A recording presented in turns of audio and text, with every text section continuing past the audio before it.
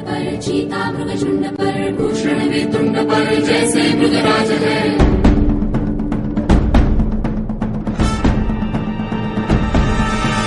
तेजतम अंश पर, खंडजनी कंस पर, धूमलिच्छ वंश पर,